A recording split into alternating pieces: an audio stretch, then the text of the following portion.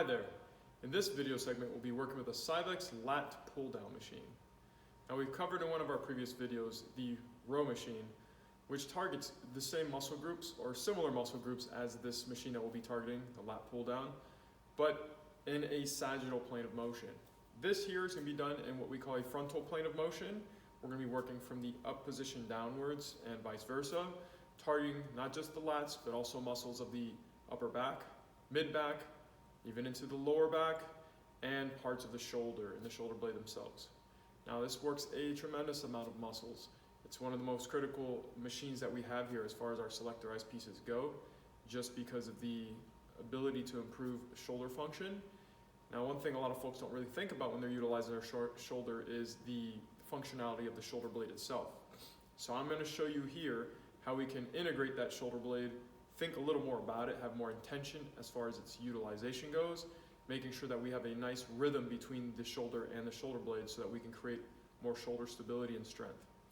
So as far as adjustments go, there's only going to be one adjustment on this machine. That'll be here with the support brace, and then obviously the weights themselves. But as we've stated before with weights, quick on that, you won't be able to see it from this view, but there's a top dial that has 5-pound increments. The bottom, you have your pin, which is going to be in 20-pound increments. So start off at a lighter weight. One thing you'll notice with this machine, if you do go too light, it's going to be really hard to kind of guide yourself down, because you do have to use this as a bit of support unless you have really long arms to be able to control yourself in the down position. But before we even get ahead of ourselves, adjustments for the dial, 5 pounds, bottom pin, 20 pounds. If you keep it all at 0, you're going to have a 10-pound preset on the machine. All right, so this adjustment here, as you can see, this pin, don't try just pulling the pin out on its own. There's a little bit of wiggle here that'll allow you to free that pin up. So I always like to say is to make your adjustment first on here, just to make sure that it is nice and tight, okay? Because this is really your only support here. That weight's going in this up direction, so you're trying to pull down. Try not to lean back with this one. That is a natural tendency we see a lot with, let's say, a straight bar. If you've ever done a lat pull down machine, or lat pull down with a pulley machine, that is. Where with this, it's different because you actually have control of each arm independently and having the ability to actually work around your head. So you don't have to worry about an object coming across and having to lean back to clear. So the nice thing with this one is that you'll really get that sensation of drawing the shoulder blade in what we call an upward rotation, downward rotation, involving that shoulder blade also into an elevation and depression as well. We'll cover that a little more thoroughly as we go forward. So I'm set here. My weight's already been set. I'm going to keep it very light just for demonstration purposes. And we have a few different grips here, as you can see. So from this angle, there's what we call a neutral grip. We call that the most medial grip. There's two different overhand positions here, what we call pronated grip. So what I would recommend is, depending on your shoulder, if you have any discomfort, number one, you need to check yourself, make sure that you're okay in this overhead position. You know, flexion is not causing any pain.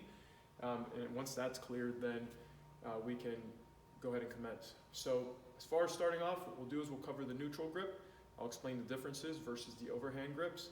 And once again, you know, it's one of those things where it's not one is better than the other. They're actually going to allow you to target the muscle at a slightly different angle, so you get a different sensation, different feeling, and in some ways, for folks, you'll find where there's weakness at a specific angle.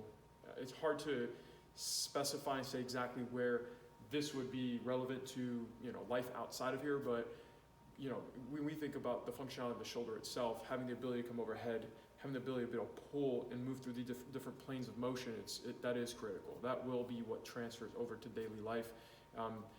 Limiting the ability to have impingements in the shoulder, having freedom of motion through the shoulders themselves in overhead positions. You don't realize how important that is until you actually lose it. So we'll start off with that neutral grip as I stated earlier. From here, I will show proper positioning, and then I will show you improper positioning as well, because it is good to see with the eye what a bad position looks like.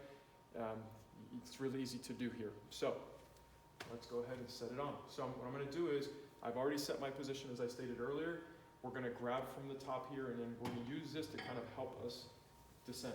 I don't want you just trying to lean back and sit down on this thing, okay? Because really, I've seen people almost fall off of here. So you can pull down and then slowly bring yourself down. I'll wedge myself under. Now, most folks will say, well, do I always have to fully extend my arms to do this exercise? And the answer is no, okay? To truly engage the lat, we're in a fully stretched position and the muscle's deactive right now at this moment. I'm holding in what we'll call an isometric position, it's a static position.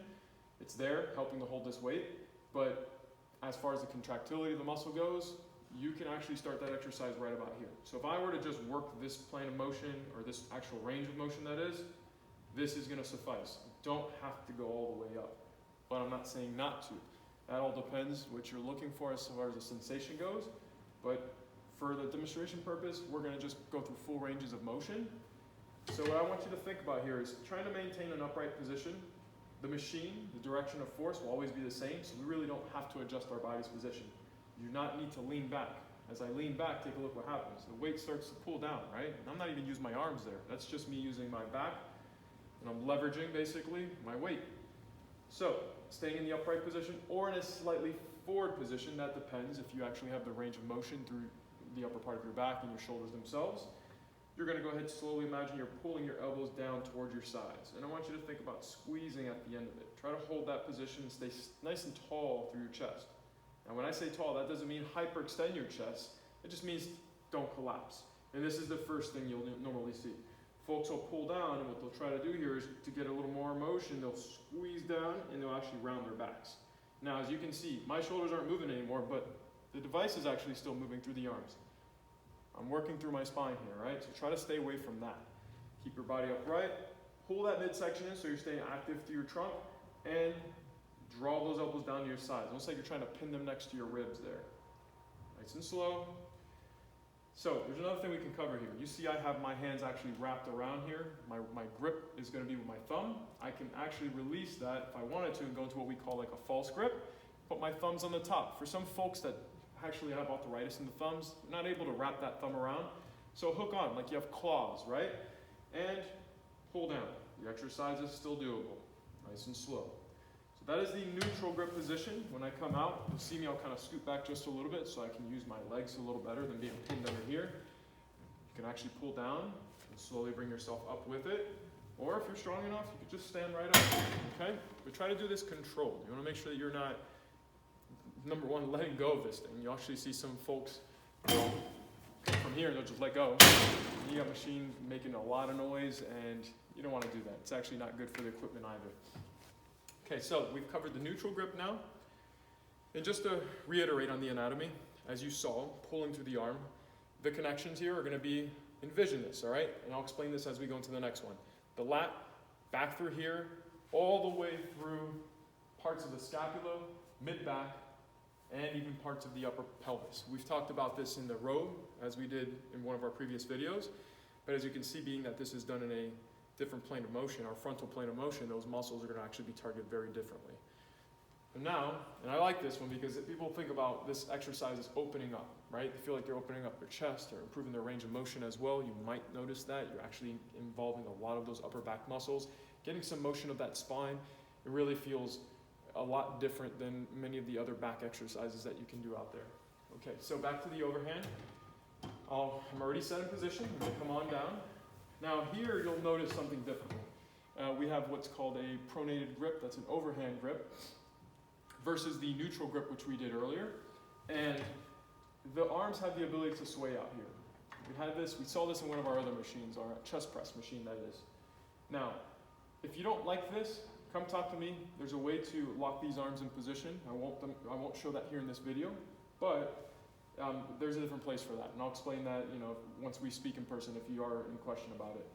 But here, this allows you the ability to actually work out further and playing around with different positions as far as width goes of the arms. Now, this depends on a person's anatomy, how long their arms may be. If somebody's got really long arms, they probably won't use this grip right here. They might go out to the wider grip, and I'll demonstrate that as well. So when you're pulling down, this is different because we're now not just pulling through this position and where the shoulder blade is not really moving as much. We're actually now externally rotating that shoulder a little bit and we're really working into more of a, how can I say, they call this a horizontally abducted shoulder position. We're basically opening up a little bit. And excuse me, I actually said externally rotating the shoulder. It's not the case. Horizontally abducting is basically moving away from your midline. External rotation would be something like this, which you don't want to do. I'm staying corrected, I apologize. So when we're opening up here, you'll notice something very differently than what we did on that first one, where we're kind of in more of a closed-in position. For somebody who's trying to open up that chest a little more, think about a stretch, working here. It's going to allow you the ability to work through the scapula a little better now, right? So you're going to get more motion of the shoulder blade itself. I'll explain that when we get into a posterior view so you can actually analyze that. So I always like to say is to play around with this, just kind of do this motion. Imagine you're drawing your elbows in kind of, not just towards your sides, but almost envision they're coming down towards your lower back. Squeezing and then drawing this up. And this will be the same as I mentioned earlier. You don't have to extend all the way up to benefit the exercise. You know, some folks may not have that full range at the end. Maybe they get a little pinchy in the shoulder or they just feel inhibited. So you can work 3/4 of the way and still get the benefit of the muscles we're trying to target here. You may also feel this through the posterior cuff of the shoulder, differently than in that neutral, as you can see, because as I'm opening up here, I'm going to get a little more involvement of this stuff back here. So it does target some rotator cuff muscles, just not in a rotational fashion. This is what we call more of an extension. So I'm going to come down. Same thing I mentioned earlier, you can stay upright, you can lean forward just a little bit. Just doing that adjustment alone may create a slightly different activation or sensation that you may feel. My main thing is just making sure you're not leaning back, okay? You lean back, most folks think that they're gonna get some benefit working down here. Yes, you will work muscles, but you're gonna tax your grip. As you see, I'm flexing my wrist here, my forearm's actively engaging a little more than I need, and I'm also losing, muscle contraction where I can be gaining it right up through here versus way down here. So from here, we're set, arms are fully extended. I'm going to pull down. I'm gonna open up a little bit just because of my arm length. So you'll see I kind of brought this out a little bit. I'll finish almost as if I'm squeezing my shoulder blades back together and pinning behind me, okay? Slowly coming up the same way I came down. Because my arm length, if I were to keep this right here in the most medial position, this is what it would look like for me. It wouldn't work, okay? You see I'm running out of space here. My upper back is rounding a little bit and my shoulders just aren't able to articulate well here. So for me, I need to open this up a little bit, squeeze all the way down, hold that position, nice control me up. For demonstration purposes, I'll go all the way up.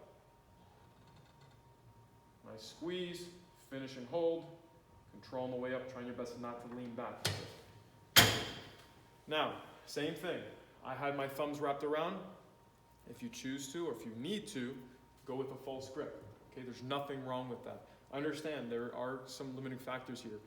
For somebody that has is very deconditioned or maybe never does anything that involves their grip, you may actually feel your forearms. You might even feel the biceps themselves working, and it's quite possible they may fatigue before you even feel the muscle activation through here. It's going to happen a lot of times with exercises that involve utilizing your grip. If that's an issue for you, come talk to me. I'll show you how to use a cuff and work the same muscle groups without having to involve that hand, right? But that's another thing. So we mentioned a wider grip. It's gonna look okay for me, but for somebody that has short arms, I have clients that are much shorter than I am, they just don't have long levers, this is not gonna work. You're gonna find yourself really driving those arms out and trying to pull, the angles are gonna feel off, you won't be able to really drive and get force in the direction that you need. So, same thing, I'm gonna pull down. This works for me, but not for everybody. Okay, so same thing, good squeeze at the end, trying to stay tall through it. I always like to give you a better description. So when I'm pulling, I'm up here, right? We've talked about this. As I pull, think about all the areas I talked about. So the shoulder blade, the mid-back, down here. I want to imagine I'm drawing that elbow all the way down and it's finishing somewhere down here. Now granted, I won't be able to get it down there, but I want the intention to be there. So as I pull, I'm squeezing and I'm finishing.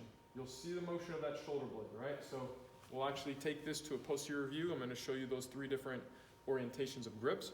and then we'll go from there, okay? Excuse me.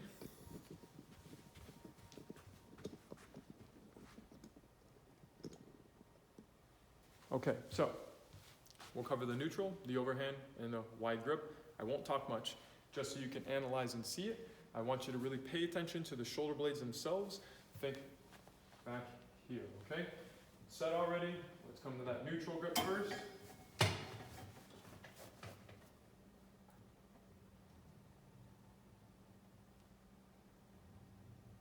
I'll do 2 pulls of each. Imagine I'm driving my elbows down to my ribs. Good squeeze without compromising my spine. I'm staying upright. Let's go ahead and reset that grip. We're going to go with the overhand. Take a quick look. I mentioned this opening up. So as I pull, I'm going to open up a bit wider so I'm able to actually go through that range of motion. As one of the benefits here with this machine, and utilizing this machine with these arms opening up, is really not that big of a deal. It's not so challenging, where on the chest press it actually is a bit more challenging on the shoulder. Once again, I'll demonstrate what it looks like if I didn't do this. No good, right? If I tried to pull here, that's all I can get. I'm limited through my shoulder blades there. They're just hitting up against the rib cage, and then the shoulder has to dump forward as a result. It's not going to work on that one. And we're going to go into that wide grip. And once again, remember on this one, it's not going to work for everybody. Some folks will ask, well, why do you even have a wide grip? Aside from the fact that somebody may have longer arms, some folks like to work slightly different, wider angles of the lats. They feel a different sensation with that. But once again, we're not trying to be bodybuilders here. I'm showing this because I want folks to understand that as you analyze the shoulder blade and the shoulder themselves both have to move in unison with one another. That it's so critical. You know, so many people walk around not having any freedom through the shoulder blade, and they're just working through a fixed shoulder blade and trying to do things just moving through that shoulder. You can only imagine how much stress that places on the actual joint. Over time, you start guarding it, you have pain, discomfort, and then over time instability, and then it just becomes a mess from there. So this is a great piece to really work through that motion, getting a great sensation of those two things working together. You saw there, typically what I normally see is that rounding of the back. That's the compensation, the shoulder dumping forward. Try to keep yourself from doing that. If you're finding there's any pain throughout a specific plane of part of motion, try to stay away from that. Let's say you're able to get through to here and say, oh yeah, that feels all right, but if I go any further, I'm feeling discomfort, then stay away from that. Maybe bring the weight down, see if you can get through it. If not, then stay away from that position and try to do it without weight. Just see if you actually can do that. But that's just an example. You may have discomfort, like I mentioned earlier, up here, and only able to work through these specific ranges of motion. You have to experiment, all right? There is the ability to work with one arm on this piece. So I've demonstrated that in some of the other machines where you're able to pull or push with just one arm. So if you're doing that, I'll show you from kind of a different angle here just so you can see better. But I want you to understand that, you know, let's say you may be limited in your shoulder itself. Let's say maybe one arm is, maybe you just don't have control of one arm. Maybe you're weak in this arm, so you want to really take the time to address the other arm, or vice versa.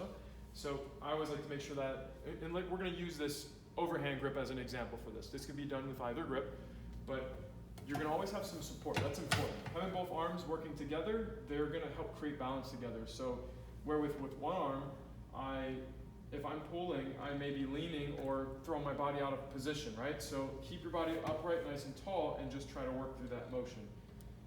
You could do single arm, switch it off. You know, once again, this could be done with, you know, maybe a weaker arm. You go with the lighter weight, or maybe you just want to try to get stronger on that one arm, whatever it may be. And then there's one last thing I want to cover, and that is a spiral motion, because I want you to understand that the lats themselves, they wrap around you. They're big muscles. They're actually the biggest muscles of your back. So that's not to say that the other muscles aren't going to be involved, but we are talking about the lat here, and its primary thing is it's going to wrap around all the way down to parts, like I mentioned, your pelvis, and targeting into the mid-back. So I'm going to show you kind of like a spiral-like motion. This creates a more shortened effect. A lot of times we'll get to a certain range, we finish, and we're like, yay, that was great, I hit the muscle. If we get a little more squeeze into it with a little bit of a bend, you'll actually find that, wow, I feel that a little differently, a little more contraction going on there. Actually, I've seen people with what I'm going to show you have the ability to actually have a little more freedom through their spine. Maybe they're limited, maybe they're not rotating, maybe they're not bending regularly. It's nice to actually do this with some force. You know, the body itself is very receptive to force, so just as long as we're doing it in a safe manner. So I'm going to bring this up just a little bit for me because it does involve just kind of leveraging weight into it. We'll show with neutral and then also with the overhand grip here.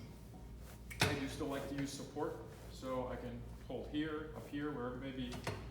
And as I pull down, same exercise, but at the very end, once this clears here, I'm going to start coming down into it a little bit. And focus on that squeeze. You'll feel this probably right about here and even a little lower back here. Come up with control, down, and we'll call this a lateral bend, right, or a side bend. Try not to lean with the head first. Try to think about moving in line all together. And that's with the neutral grip. Then with the overhand grip, as we bring that shoulder blade back a little bit, I'm out here, and what I want you to do here is think about not just bending, but also twisting a little bit. Squeeze and hold, and that's going to feel very different as well as far as the muscle contraction goes. And actually just got a little pop there. So it's hard to envision because it's not like a pulley where you can wrap it around you, but as I come down into this, you want to think about just a little bit of a motion. You'll hit the end range of this machine. It won't go any further than that. So you may feel like this feels so nice, I want more, but you won't get it because of the limitation of the machine itself. If that feels good for you, come talk to me. I'll show you how it works on a pulley using just a basic handle, same exercise, and you'll be able to actually move through your free range of motion. Okay, so lat pull down machine, we've covered neutral overhand grip orientations with a pronated grip, done weight adjustments of the machine, making sure to stay away from certain positions, what to feel for. Look, pay attention to your body. Try to really focus on a nice focused contraction. Pay attention to if there's any discomfort or pain. Come ask one of us, all right? You shouldn't be feeling any pain when doing these exercises. It's supposed to feel good, all right? So let's get strong. I hope you like this piece, experiment with it, and have a wonderful day. Thank you very much.